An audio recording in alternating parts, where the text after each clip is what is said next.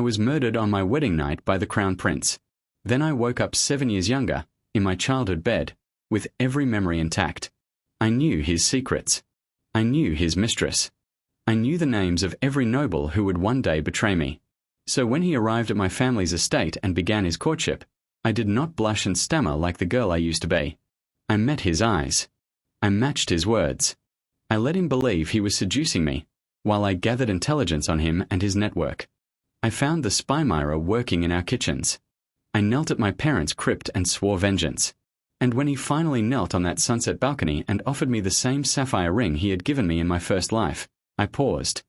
I let the silence stretch. And then I gave him a condition he could never keep. He swore he would never lie to me. He slid the ring onto my finger. He pulled me into an embrace. And over his shoulder, I stared at the bleeding sun and dreamed of the day I would burn his kingdom to ash. The game has begun. And this time, I am the one holding the knife. The morning after I accepted his proposal, I woke before the sun. Not because I couldn't sleep. I had trained myself to rise early in my first life. A queen who overslept was a queen who was replaced. But this morning was different. This morning, I was not a bride-to-be. I was a spy in my own engagement. I stood at my window and watched the estate stir. The prince's knights were still camped on the eastern lawn, their blue and gold tents flapping in the cold dawn wind. Servants carried water and wood. Horses stamped in the mist. It looked like a celebration. It was an occupation. Somewhere in the guest wing, Prince Aldrich was still asleep, dreaming, perhaps, of the throne he would steal with my family's army at his back, dreaming of Serafini, the woman he actually loved, waiting for him in her countryside manor, dreaming of a future where I was nothing but a grave marker and a forgotten name. He had no idea that I was already mapping the walls of his mind. I dressed without a maid. A gown of deep burgundy today, the color of dried blood, though no one would dare say it aloud. I pulled my hair back in a tight braid and pinned it with the silver-thorned rose. My mother's pin. It had become my armor. The first move of the day was not the prince. It was the spy. I found Myra in the kitchens, as I knew I would. She was scrubbing a pot, her plain face flushed from the steam, her brown hair escaping its bun. The birthmark on her left cheek was darker in the firelight. She looked exactly like a servant. That was what made her dangerous. I did not confront her. Confrontation was for amateurs. Instead, I sat at the long wooden table where the kitchen staff took their meals and asked for a cup of tea. My voice was soft. My smile was kind. I was the gracious lady of the house, checking on the help. "You're new," I said, as she set the cup before me. She curtsied. "Yes, my lady. I started last week." "From where?" "Oakwood Village, my lady. Just south of here." I knew Oakwood. It was a 3-day ride from Serafini's family estate. Coincidence? No. There were no coincidences in a war. "I visited Oakwood once," I said, sipping the tea. "A pretty place. Do you know the Thornwood family? They have a daughter named Serafini. A sweet girl, I'm told." The pot slipped in Myra's hands. It clanged against the stone basin. Just for a second. Then she recovered. But I had seen it. The flinch. The widening of her eyes before she forced them back to neutral. I have heard the name, my lady. They are a noble house. I am just a village girl." "Of course," I said, and smiled. "Thank you for the tea, Myra." I used her name deliberately. She had not told me her name. Her hands trembled as I walked away. Hook number 2. Now she knew that I knew something. She would report this to Serafini, or to the prince. And whoever she reported to would have to act. Action created mistakes. Mistakes created openings. By midday, I had my first opening. A messenger arrived from the capital. He brought a letter for the prince, sealed with the king's own wax.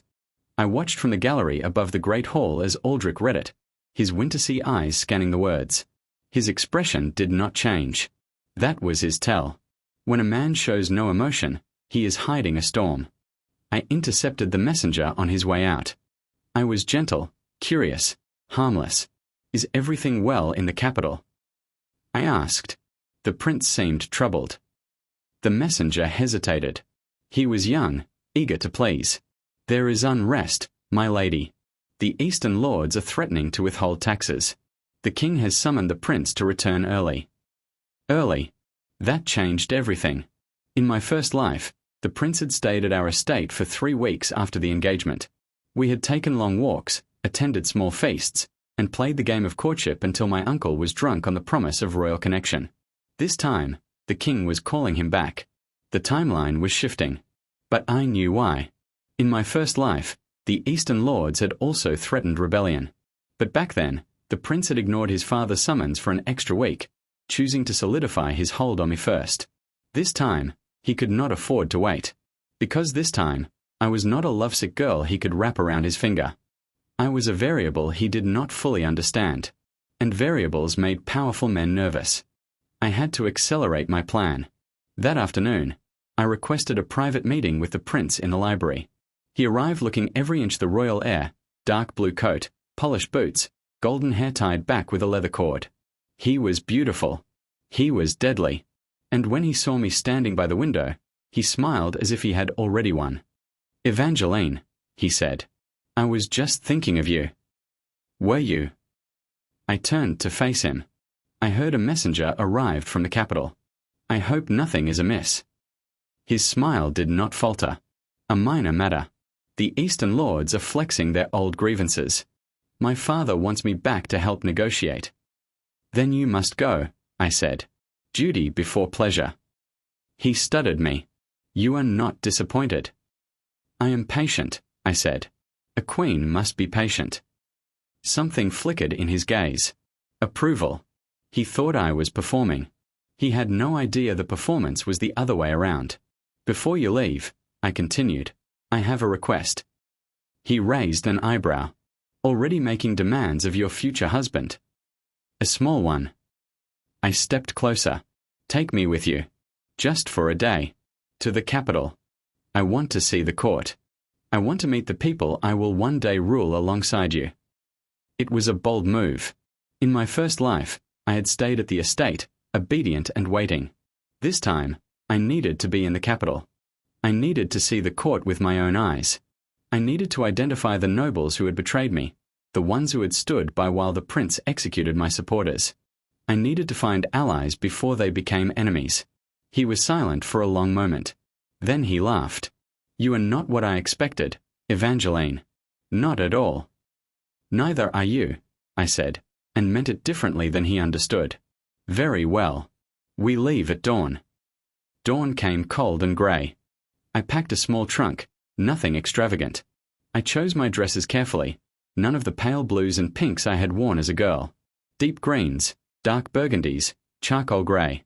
Colours that did not beg for attention but commanded it. The journey to the capital took 2 days. We rode in a carriage draped with the prince's banners, surrounded by his knights. My uncle stayed behind, too giddy with the engagement to question my departure. That was good. He would only get in the way. From the carriage window, I watched the landscape change. The rolling hills of my ancestral lands gave way to denser forests, then to open plains dotted with villages. The capital, Ether, sat on a cliff overlooking the sea. Its white towers could be seen from miles away. I had died there, in the royal palace, in a bridal chamber, drowning in poisoned wine. As we passed through the city gates, I felt nothing. No fear. No grief. Only purpose. The royal palace was exactly as I remembered it. Vast, cold, and beautiful. Marble floors that echoed every footstep. Tapestries depicting ancient battles. Servants who moved like ghosts, never meeting your eyes. I had walked these halls as a bride. Now I walk them as a blade. The prince led me to a guest chamber near the east wing. It was lavish, a 4-poster bed, silk drapes, a fireplace carved with hunting scenes. But I noticed the guards posted at the end of the corridor.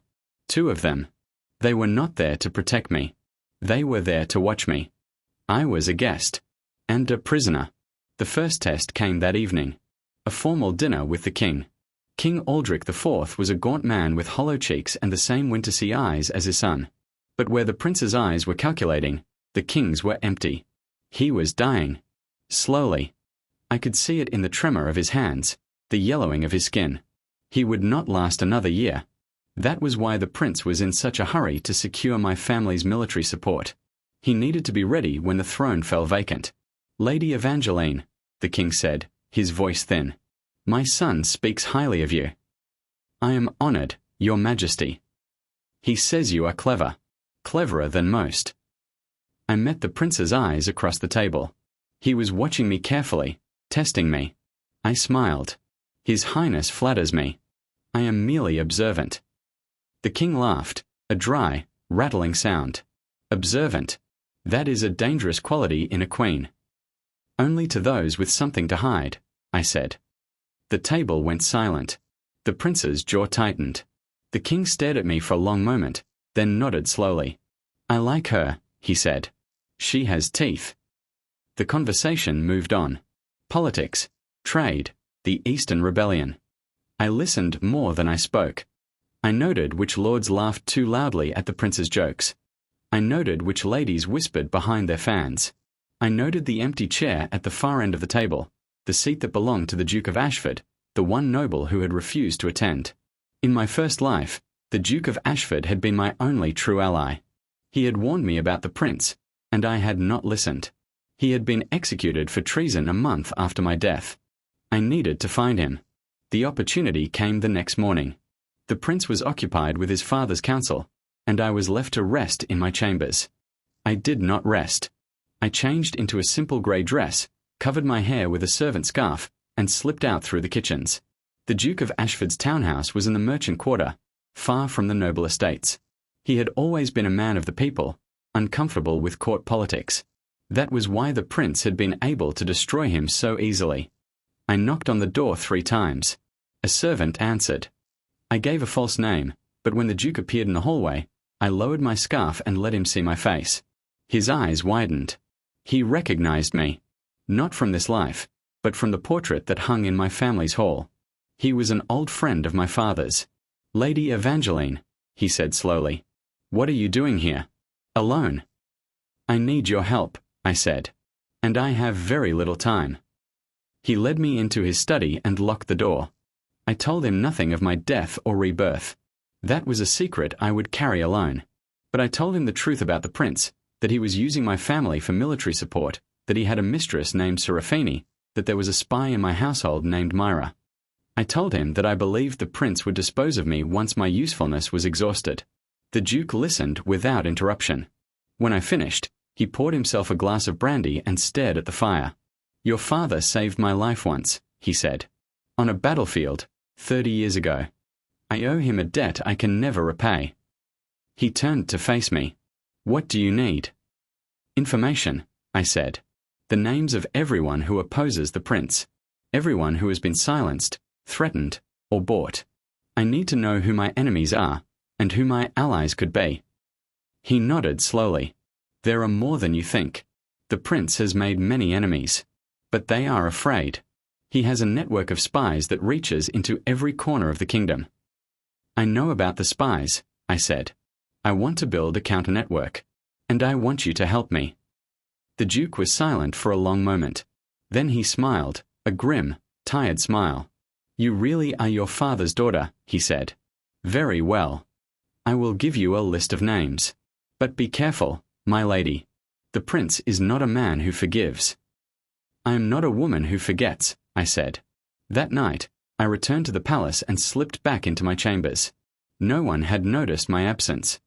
I sat by the fire and unfolded the list the Duke had given me. 20 names.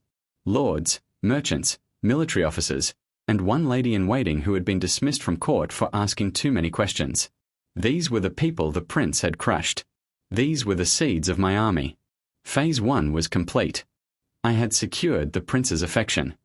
I was his betrothed, welcomed into his home. Phase 2 had begun. I was mapping his network. I knew about Serafini, about Myra, about the nobles who supported him. And now I had a list of those who did not. Phase 3 would require patience. I would cultivate these allies. I would hide money, gather evidence, and wait for the right moment. Phase 4. Phase 4 would be the night of my wedding, the same night he killed me in my first life. But this time, I would not be the one who died. I folded the list and held it over the candle flame. Not to destroy it. I had already memorized every name. but to remind myself of the fire that was coming, the fire I would bring. As the paper curled into ash, I heard footsteps in the corridor. Heavy, purposeful, a knock at my door. It was the prince. He stood in the doorway, still dressed in his council robes, his golden hair disheveled. He looked tired, and something else. Something I had never seen in him before. Suspicion. "Evangeline," he said, "may I come in?" I gestured to the chair by the fire. He did not sit. "One of my guards reported that you left the palace today," he said. "Through the kitchens. Alone." My heart did not race. My face did not change. I had been caught, but I had prepared for this. "Yes," I said. "I went into the city." "Why?" I met his eyes. "To buy you a wedding gift." He stared at me. I reached into the pocket of my dress and withdrew a small velvet pouch.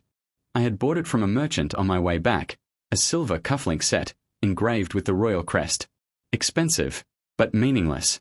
A decoy. I handed it to him. He opened the pouch and looked at the cufflinks. For a long moment, he said nothing. Then he laughed. A sharp, surprised sound.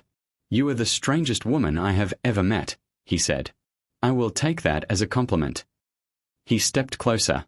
"My guard said you were gone for hours." The merchant had many questions. "I am a curious buyer." He studied me. I could see the gears turning in his mind. He wanted to believe me. He wanted me to be the innocent bride I appeared to be. But something in him, the killer's instinct, was not convinced. "From now on," he said, "if you wish to leave the palace, you will inform me first. For your safety." "Of course," I said. "I understand." He kissed my forehead. His lips were cold.